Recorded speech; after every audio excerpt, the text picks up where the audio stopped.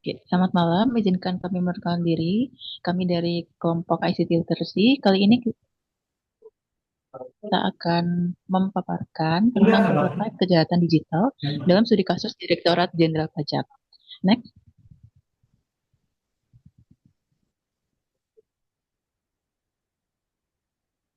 anggota kelompok kami terdiri dari 3 orang. Yang pertama dari Kak Ega Oktana Wangsari, kemudian ada Kak Nisrina, dan yang eh, terakhir saya sendiri atau Sabila Maulida. Next.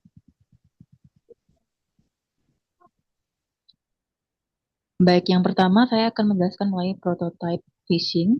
Di sini dalam kasus Direktorat Jenderal Pajak, di sini terdapat kasus pencurian data yang ditujukan kepada wajib pajak. Nah, di sini wajib pajak itu diarahkan ke situs web palsu yang menyerupai laman resmi DJP untuk mencuri credential login atau data pribadi lainnya. Nah, media yang digunakan oleh pencuri ini adalah WhatsApp dengan modus update data NPWP atau NIK. Sedangkan untuk pemadanan NPWP atau NIK itu sebenarnya secara otomatis sudah dilakukan oleh DJP.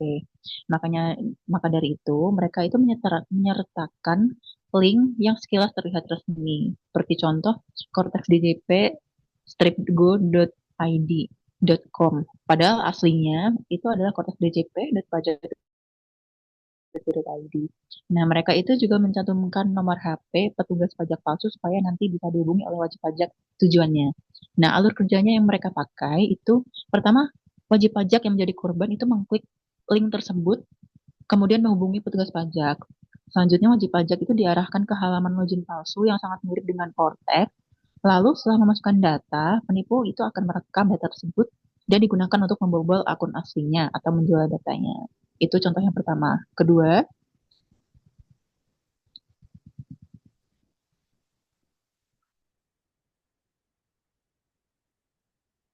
next slide.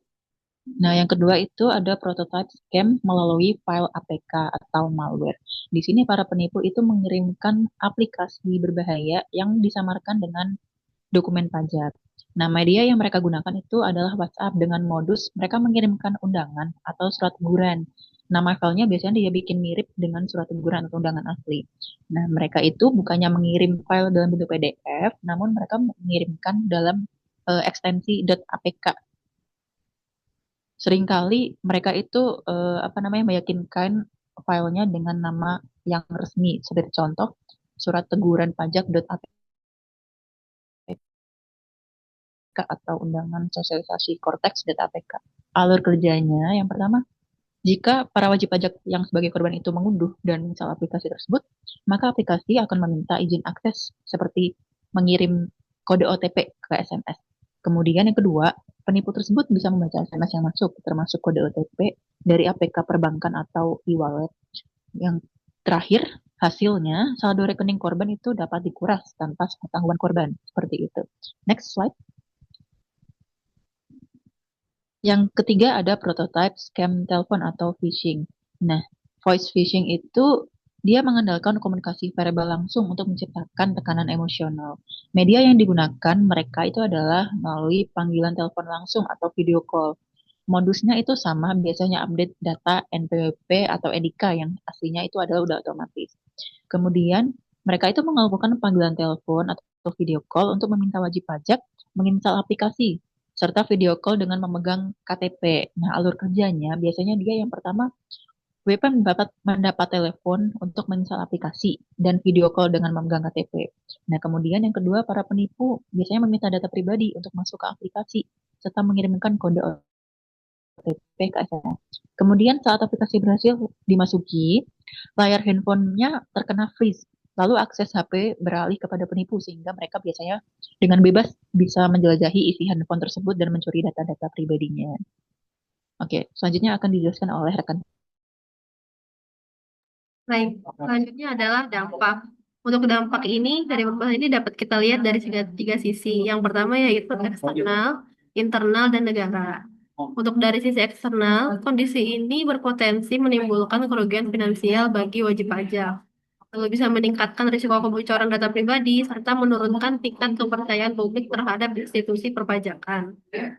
Untuk sisi internalnya tersendiri, Permasalahan ini dapat merusak integritas birokrasi dan menunjukkan adanya kelemahan dalam sistem pengawasan.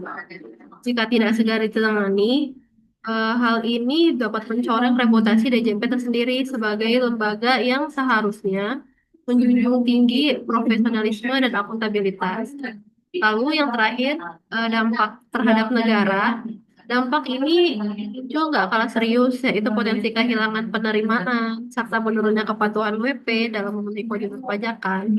Pada akhirnya, kondisi ini dapat menghambat optimalisasi pendapatan negara yang menjadi tulang punggung pembiayaan pembangunan.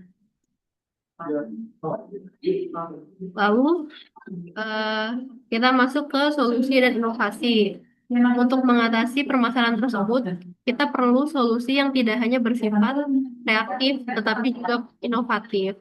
Yang pertama ini adalah digitalisasi pengawasan dengan memanfaatkan sistem berbasis blockchain guna meningkatkan transparansi fiskal. Lalu ada edukasi publik. Ini adalah kampanye literasi digital agar wajib pajak waspada terhadap phishing dan penipuan. Yang ketiga ada forensik digital, yaitu investigasi berbasis digital forensik research work model untuk bukti sah di pengadilan. Lalu yang terakhir adalah reformasi dan birokrasi. Hal ini dilakukan untuk memperkuat integritas pegawai DJP dengan sistem reward and punishment berbasis digital. Selanjutnya akan dilanjutkan oleh rekan saya. Silakan.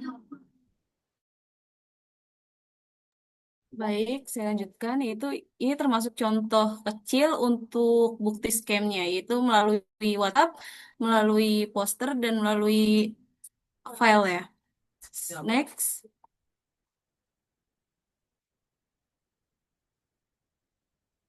Kesimpulannya yaitu kejahatan digital di DJP menunjukkan resiko besar dalam era digitalisasi, dan solusinya harus mencakup teknologi, hukum, dan integrasi birokrasi.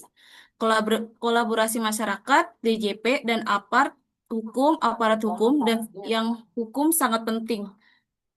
Next. Sekian dari kelompok kami, kurang lebihnya mohon maaf.